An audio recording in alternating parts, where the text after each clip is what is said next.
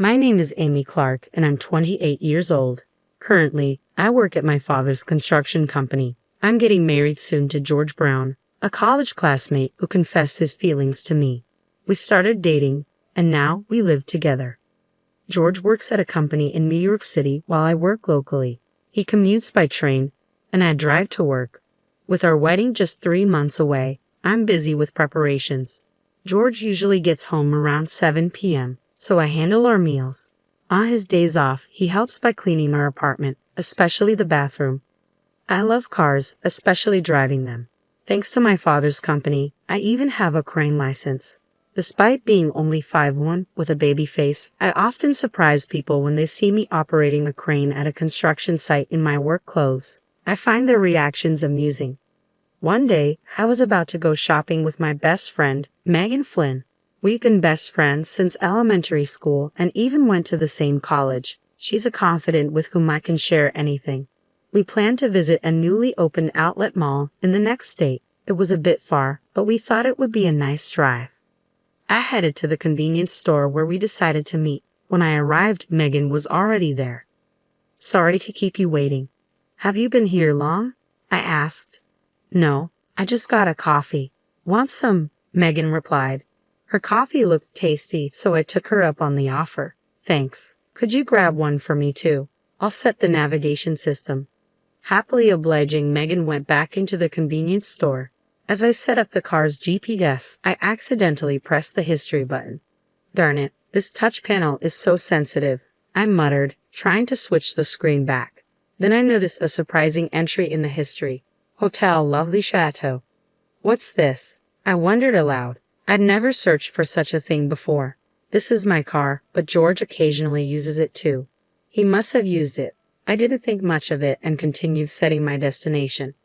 Today, Megan and I were heading towards the outlet mall that just opened in the neighboring state. The weather was great, making for a pleasant drive. Near an exit ramp, Megan suddenly pointed out, Look, Lovely Chateau Hotel. What a cheesy name for a hotel these days." Lovely Chateau. The hotel from the search history earlier. While driving, I couldn't take a good look, but there was indeed a big sign saying Lovely Chateau Hotel. We laughed together, but I couldn't help but feel a bit concerned because of its appearance in the search history.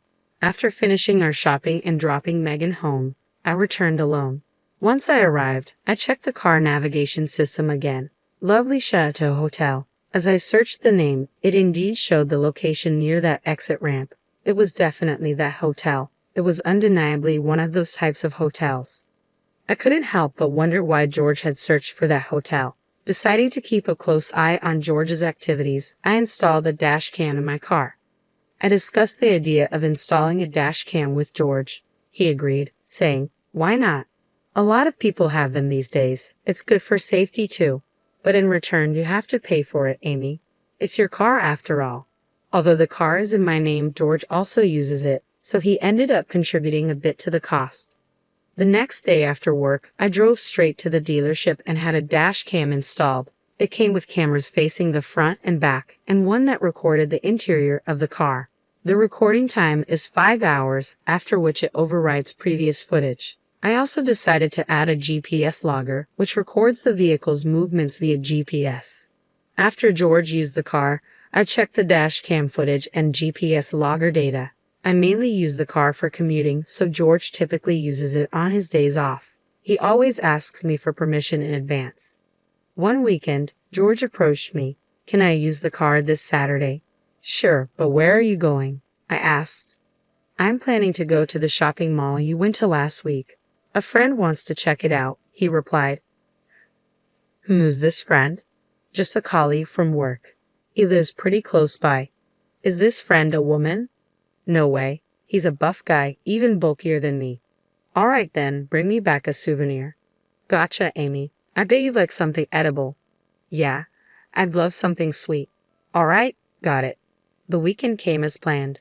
George left on Saturday and returned in the evening.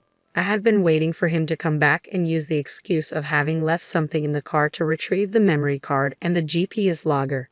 After George went to bed, I checked the data from the GPS logger and the memory card. The GPS logger showed he did go to the shopping mall. but it also revealed that he had taken a detour on the way back, exiting at an interchange. Upon enlarging the location, I saw it was the lovely Chateau Hotel. This seemed completely suspicious. Our wedding is next month, and now this. My fingers trembled as I operated the device. This was already a huge shock, but I composed myself and checked the memory card. I inserted it into the computer and played back the recorded content. Suddenly, a strange woman appeared on the screen, sitting in the passenger seat. She was quite flashy with long hair and seemed pretty. She appeared to be older than me, but her occasional smile was somewhat childish. Unable to think straight, I just stared at the screen, completely shocked. The conversation was also recorded. "Really, you're such a bad boy. You're getting married next month and you're still doing things like this," she laughed. "It's all good. The reason I'm marrying her is because her dad's the boss. He's a construction contractor, but he's loaded." George's voice resonated from the playback. "Oh, but once you're married, doesn't that mean we're over?" "No way. You're the real deal for me. I plan on divorcing her after a year or so. Of course, I'll make it look like she's the bad one, and I'll grab a hefty alimony and her parents' wealth. After that, I'll be with you." "A whole year?" Grace sounded disappointed. "No, we'll continue this relationship in the meantime. I can't bear to be away from you even for a day." "That makes me happy. I love you, George." "I love you too, Grace." I stopped the playback. I couldn't watch any further. George had been unfaithful, cheating, and he was marrying me just to take over my father's company. The proposal, the birthday we spent at the Seaview Hotel, everything was a farce. Why? Tears blurred my view of the computer screen. The next day, I told George I needed to prepare for the wedding and would be going back to my parents' home for a while. George replied without much thought, "Okay." Perhaps he was even pleased that I would be gone. I told my parents, "I feel a bit nervous and I want to stay with you guys for a bit. Please let me cool off." They seemed to think I was having pre-wedding jitters and welcomed me back happily. After a couple of days, I received a message from my best friend, Megan. I felt I could tell Megan the truth. I told Megan everything. She said, "Okay, I'll come over tonight. Let's drink until dawn." Despite her cute face, Megan had some boyish qualities, which I loved about her. I told my parents it was a last-minute bachelorette party. Soon enough, Megan showed up with bags full of drinks and snacks. "Mom, I'm borrowing Amy for the night. It might get a bit loud, so please bear with us," Megan joked as soon as she arrived. "Oh dear, I see you're all chatterboxes, but don't drink too much, okay? I made some stew, so take it and eat it," my mom said, thoughtfully preparing some snacks as well. "Wow, thank you. The wonderful smell earlier was the stew, wasn't it? I'll gratefully accept this. Oh, by the way, may I invite another friend over?" Megan asked. "Sure, go ahead and make it a party that Amy will remember." "Thank you so much." With that, she called over another friend, Jane. Jane was a high school classmate and, interestingly, a wedding planner at the venue we had booked. She would be overseeing our wedding. She went to the same high school as Megan, and they had met several times, so they were good friends now.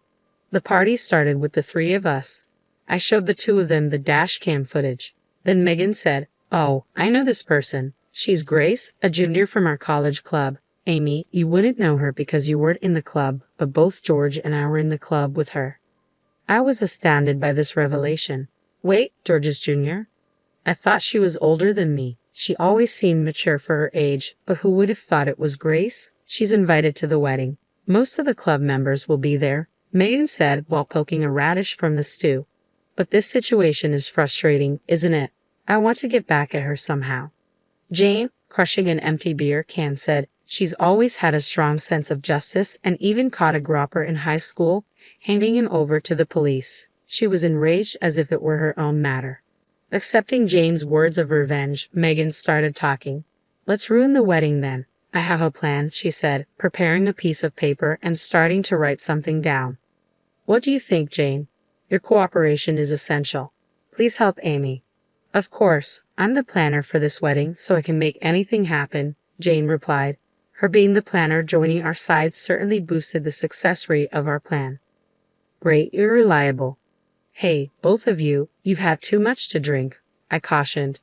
Thus, the plan was formed. I covered the two of them, who had fallen asleep from drinking too much, with blankets and whispered, "Thank you, Meg and Jane.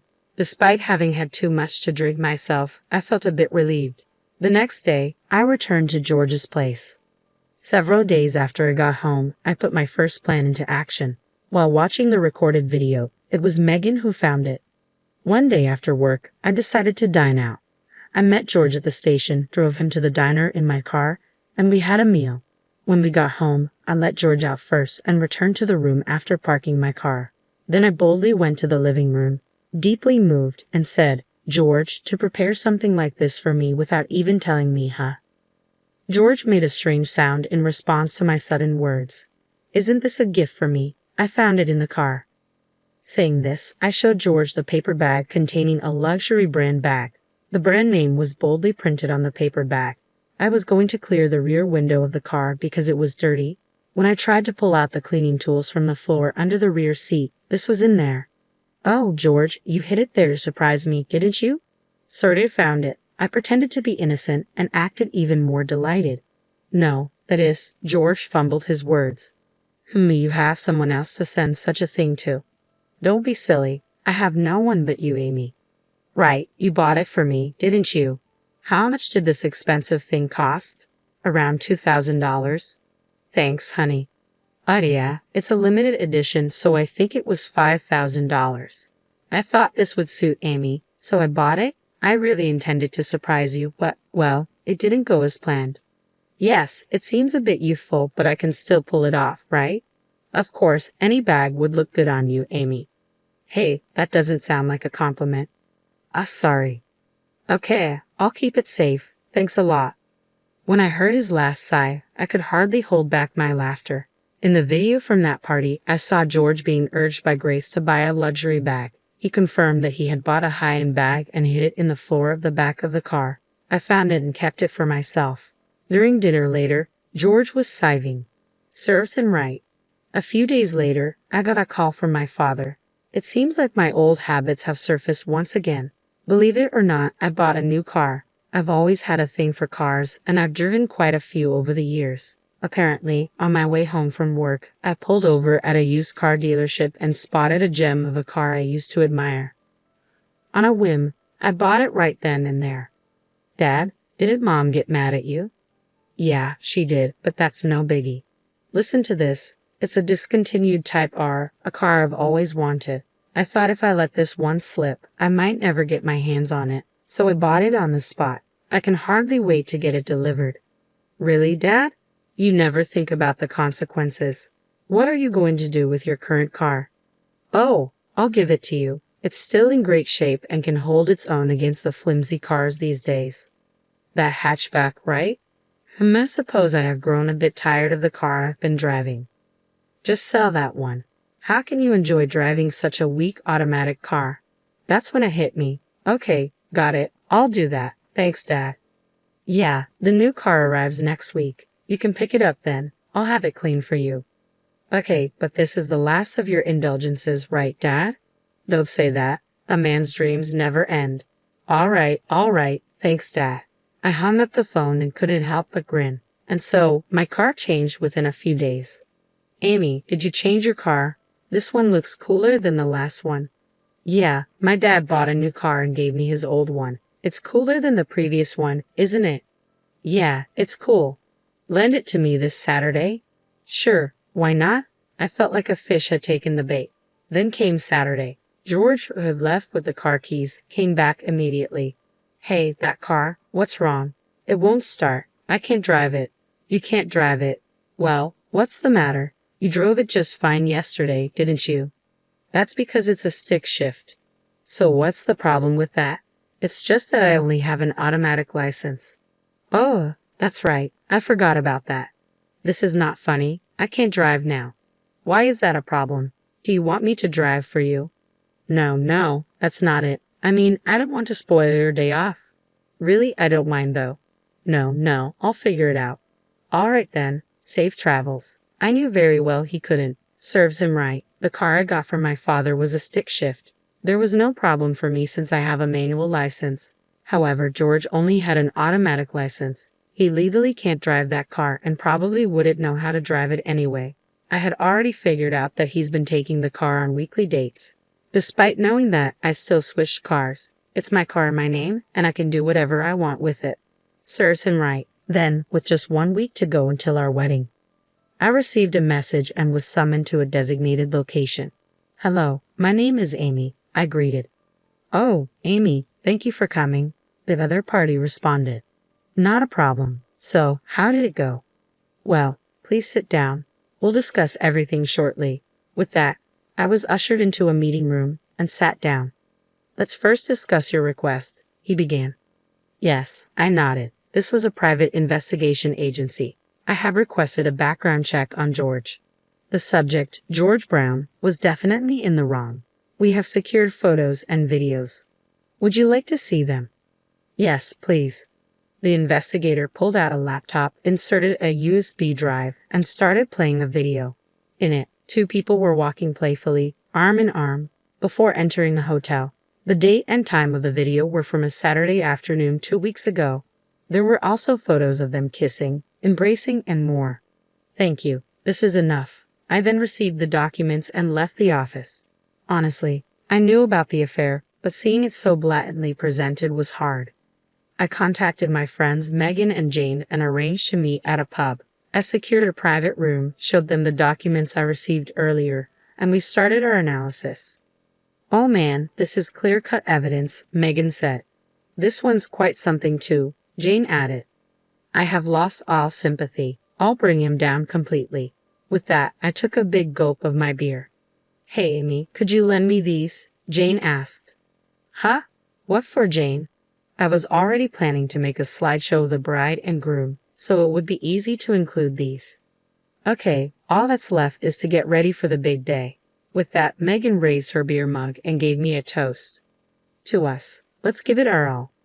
I was so touched that everyone was going all out for me that I felt like crying, but I held it back, and so the big day finally arrived. The day of the wedding was hectic, busy to say the least. Upon arriving at the wedding venue, I was immediately ushered into makeup, wardrobe, and other preparations. Regardless of my state of mind, everything moved along as planned. When I saw myself in the mirror donning the white wedding gown, I was brought to tears. Despite this being the very image I had once dreamed of, I never thought I'd be wearing it with this feeling. Noticing my tears, my mother gently said, "Oh dear, the bride shouldn't be crying already," as she wiped my tears away. "I'm sorry, Mother, but these weren't tears of joy." The ceremony ended, and the reception began. Just before making my entrance, I caught sight of Jane, who gave me a comforting smile. George was cheerful and smiling right from the start, while I could only manage an awkward smile. The reception proceeded without a hitch as planned. Then came the moment for the bride's farewell letter to her family. The hall darkened, and a spotlight fell only on me and my parents at the head table. I was handed a microphone, but instead of reading my letter, I turned to face the crowd and began to speak softly. "Everyone here today, thank you very much for joining us. Normally, at this point, I should be saying goodbye to my parents and expressing my gratitude for marrying the man I love, but..." A stunned silence swept through the crowd as I broke from tradition. Jane, off to the side of the stage, gave me an encouraging thumbs up. "The real bride is not me," I declared, causing an immediate stir among the guests. "The real bride is Grace Davis, a junior from George's college years. George has admitted that it's not me but her who he truly loves. I have evidence." After speaking, the spotlight shone on one person in the crowd, and there was Grace bathed in light. Lively music started playing, and a slideshow began. Images of them holding hands, kissing, and even entering a hotel were displayed one after another. Then the music stopped, and a video of their conversation played at a loud volume. The hall was in an uproar. "What's going on here? George, you owe us an explanation." Amidst the flying shouts, I handed the microphone to a pale-faced George and bowed to his parents before stepping off the stage. Megan and Jane, who had rushed over, practically dragged me away from the venue. Behind me, the situation had become an unmanageable uproar. Still in my dress, I felt a mix of relief and triumph. Jane led me to an unused green room where Megan brought my belongings and clothes. I quickly changed before leaving the wedding venue. Megan drove me home, and I was finally able to catch my breath. "We did it," she said. "Yeah, we sure did." Despite the commotion, I felt oddly exhilarated after spilling the beans at the wedding. I packed my bags and returned home. My parents scolded me when they got back, but since George was the cause of the issue, it wasn't too severe. My father took care of the aftermath. The wedding was almost over but was called off, so there were issues like returning the gifts. People understood the situation, so everything went smoothly without any significant problems. The one who had a hard time was George. His infidelity got exposed, and the wedding became a mess. As a result, his parents had to bear the entire cost. On top of that, George's boss was present, so the whole company found out about his affair. It was also discovered that George had been contacting Grace during work hours using the office email, leading to his demotion. He didn't lose his job, but the office atmosphere became unbearable, so he soon quit. As for Grace, she didn't end up with George. After causing all that commotion, it broke up. Since the engagement had been broken off after we had exchanged betrothal gifts, I asked George for compensation and other costs. George had used most of his savings on wedding preparations, so his parents had to step in and pay. Lacking any particular skills, George had trouble finding a new full-time job and ended up working part-time to pay back his debts. I also demanded compensation from Grace.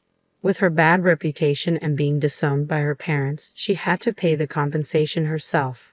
Without any savings, she borrowed money from shady loan sharks and now works in the nightlife industry to make those payments. It wasn't enough compared to the emotional pain I suffered, but well, it served them right. Thanks to my father's compassion, I was put on leave, and with my newfound free time, I decided to take a trip to Alaska.